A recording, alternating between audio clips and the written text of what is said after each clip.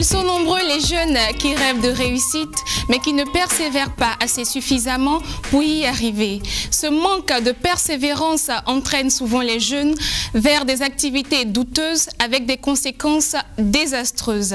Quelle est la récompense de la persévérance? C'est de cela qu'il sera question aujourd'hui. Amis jeunes, bonjour et bienvenue à Nouvelle Génération.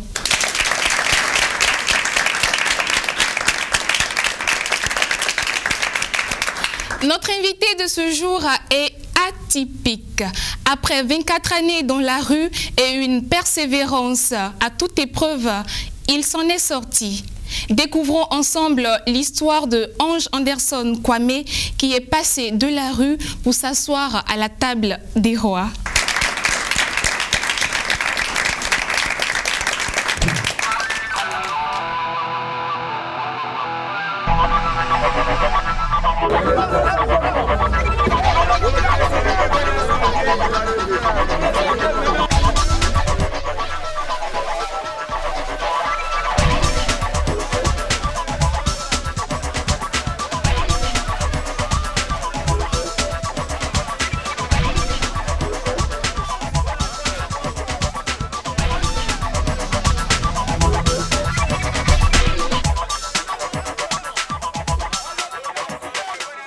Ange Anderson Kwame, depuis 1982, quand j'ai quitté mon village natal pour arriver placé première fois à Abidjan, c'est ici que j'ai posé mes valises. Je suis arrivé, en temps normal, je suis une toute triste. Malheureusement, les données ont changé. Et quand j'étais chassé chez elle, voici comment je me suis retrouvé avec les amis de la routière. J'ai été Nyambourman dans cette gare-là, j'ai passé pratiquement 24 heures de mon existence dans cette gare. J'ai été méprisé par tout le monde. Aujourd'hui, je vais enlever mes dents. Les dents que vous voyez là, ce ne sont pas des dents. C'est des prothèses que vous voyez. C'est des dents en caoutchouc que vous voyez. J'ai été tabassé dans cette gare là. C'est là que je dormais. Vous voyez un peu. Les gens me récupéraient souvent en train de dormir dans des endroits obscurs. On me récupérait, on me tremballait au commissariat, on me tabassait. Je me suis dit que ma vie était tellement en danger. C'est ainsi que je suis inscrit dans un lavage automobile.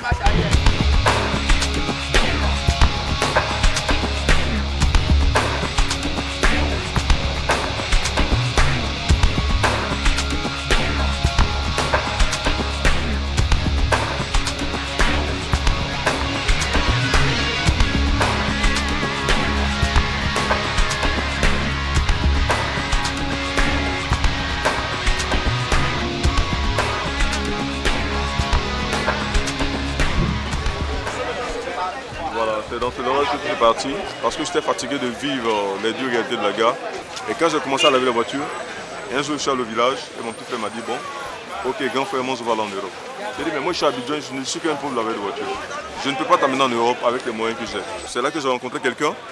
J'ai rencontré quelqu'un qui avait l'habitude de faire voyager des gens, de faire partir en Europe. Et puis bon, je me suis approché de lui, je lui ai dit sincèrement voici ma vie, je suis un enfant de la rue, vraiment c'est dur pour moi. Ça fait longtemps, mon petit frère nourrit vraiment l'idée de pouvoir voyager.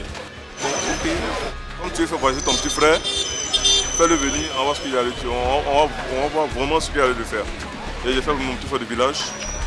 Et voilà comment, grâce à Dieu, il a fait partir mon petit frère à Paris.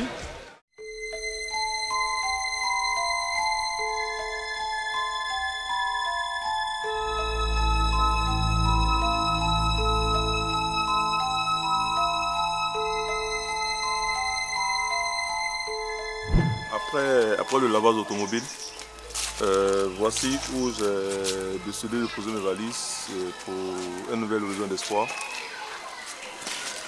C'est une maison qui a été abandonnée par une famille parce que la maison se situe dans un bas-fond. Alors c'est là que j'ai trouvé comme refuge parce que ça sent vraiment pas où partir. Alors je ne veux pas m'adonner à des actes de vandalisme comme pratiquement d'autres le font. Alors je préfère mon chien, quelles que soient les dures réalités que je vis ici, mais quelque part j'ai mis ma foi, tout mon espoir en Dieu, quoi, tu vois.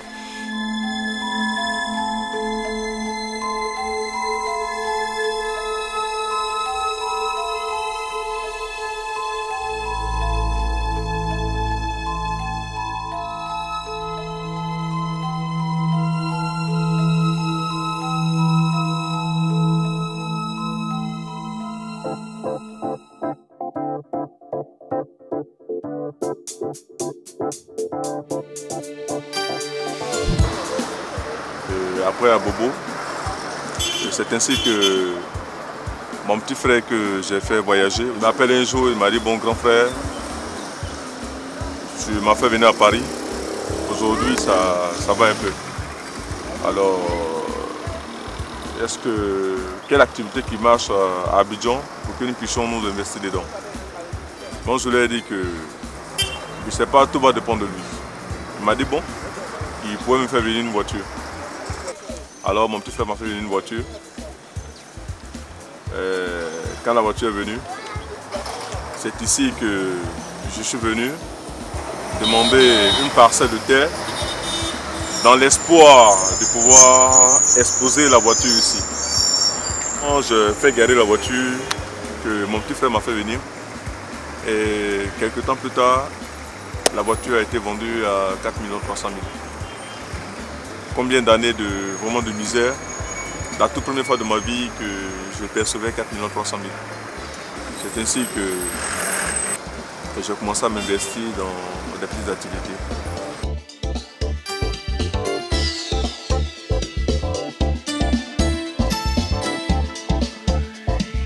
Après tout mon parcours, c'est là que je me retrouve. Voilà. J'ai d'autres activités que, à ma foi, Dieu me fait la grâce d'être aujourd'hui chef d'entreprise, directeur d'entreprise de la rue, parti de rien sans aucun niveau intellectuel. Et ne venant pas aussi d'une famille aisée, je crois que j'ai su prendre mon mal en patience, j'ai su prendre mon courage et aujourd'hui, je crois que sur le travail, sur le courage paye. Voilà, aujourd'hui, voici où je me trouve, de la rue.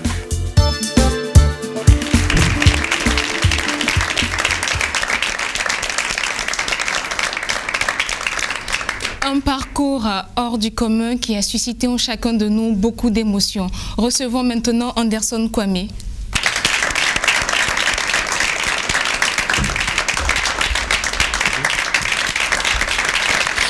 Bonjour Anderson. Bonjour. Tu vas bien? Très bien. Comment se passait une journée de travail quand tu étais dans la rue? J'explique ce que j'ai vécu. Quand je me réveille dans la rue, quand je me réveille, mon premier recours d'abord, je cherchais les toilettes publiques, c'est là que je me lavais. Je payais 25 francs, 50 francs pour aller me laver dans les toilettes publiques. Et quand je finis, j'avais pratiquement pas d'habits. J'avais une culotte bizarre sur moi. Et je venais rejoindre mes confrères à la gare. Du public? Oui, bonjour Monsieur Anderson, moi c'est Lala Cyril Hervé. J'ai bien suivi votre interview et je voudrais savoir à votre avis, quel a été l'élément déterminant pour que vous en sortiez? Qu'est-ce que cela vous a coûté? D'accord. Je souffrais. J'ai souffert toute ma vie. Mais 24 ans dans la rue, dans la souffrance. Vous voyez un peu? Qu'est-ce que j'avais de spécial pour que Dieu me sorte parmi tant d'autres? J'ai commencé avec des gens dans la rue. La plupart sont encore dans les rues. Ceux qui ont voulu utiliser les moyens les plus terribles sont tous morts. Il y a plein qui sont encore en prison. Vous voyez un peu? Qu'est-ce que j'avais de spécial pour que Dieu me retire? Dieu me sorte parmi tant d'autres. Vous voyez? Donc c'est pratiquement cette grâce. C'est pratiquement ce discernement que Dieu m'a apporté. De savoir faire la distinction entre le bien et le mal. Que je veux le partager à tous mes frères. Que je veux le partager à tout le monde. Vous voyez un peu? Aujourd'hui, j'ai des boutiques, j'ai des activités que j'ai baptisées art de rue. Ça veut dire que la rue s'exprime. Les enfants de la rue ont des idées. Les enfants de la rue ont tout juste besoin d'un mentor pour pouvoir sortir de cette rue-là. Ils ont juste besoin d'un mentor. Si un jour j'étais mort couché dans la rue quelque part, on dirait voici un enfant de la rue. Mais Dieu n'a pas permis que je meure. Aujourd'hui, j'ai les réalisations. Les réalisations d'un enfant de la rue. Aujourd'hui, je signe sur un permis de conduire. Aujourd'hui, il y a des gens qui ont fini une maîtrise que moi j'emploie. Je bénis Dieu pour ça. Donc, en un mot, ça peut dire que le meilleur diplôme, là, c'est Dieu qui le délivre. Et je crois que ce que j'ai commencé, grâce à Dieu, je vais terminer.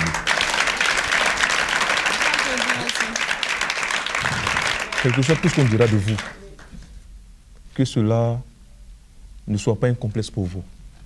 Parce que le dernier mot appartient à Dieu. Anderson, merci beaucoup. Merci d'être venu sur notre plateau. Merci pour ce témoignage de ta vie.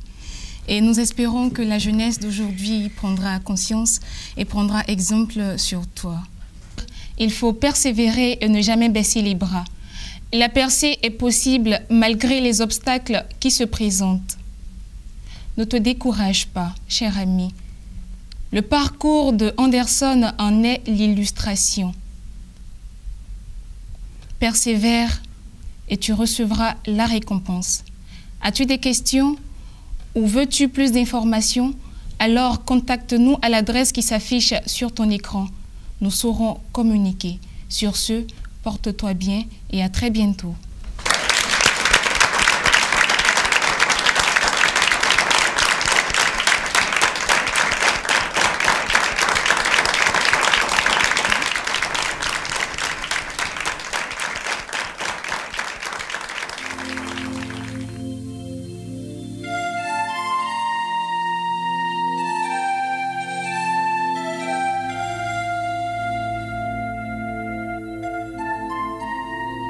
Qu'il soit rouge, blanc ou jaune, qu'il soit bété, kabien, yoruba, goursi ou tutsi, un enfant est un enfant, fragile créature dont le droit le plus absolu est d'être aimé. Issa est un jeune adolescent de 12 ans qui n'a jamais connu son père. Et sa maman aussi, hélas, n'a du temps que pour elle-même. Issa, Yago. Il a souvent été traité d'impoli et de petit voyou. Quoi de plus normal, puisque personne ne lui a inculqué les notions de politesse. On lui a souvent dit qu'il est sale, mal habillé et qu'il sentait mauvais. Mais jamais du savon ni une chemise propre. Personne ne lui a tendu. De petits vagabonds traînant dans les quartiers, nous le traitons toujours. Mais de nos maisons, les portes lui sont toujours fermées. Ils savent le savoir. Papa, dis-moi, pourquoi tu m'as abandonné? Maman, dis-moi, pourquoi tu m'as délaissé? Dites-lui quelque chose. Trop souvent, je me sens si seule. Dans les rues, la nuit sont trop glacées. Contrairement aux enfants de son âge, Issa ne connaît que l'école de la rue. Là, on apprend à fouiller les poubelles, à tendre la main et à se bagarrer. Issa, il faut. Serions-nous vraiment, vous et moi, des responsables si nous demeurons indifférents aux misères de ces jeunes frères qui ont tant besoin de nous pour être, afin que demain soit? Le soir, avant de s'endormir à la belle étoile, Issa s'adresse à tous ceux qui sont capables d'adopter un enfant, mais qui ne le font pas par manque d'amour. Ils savent le savoir. Papa, dis-moi.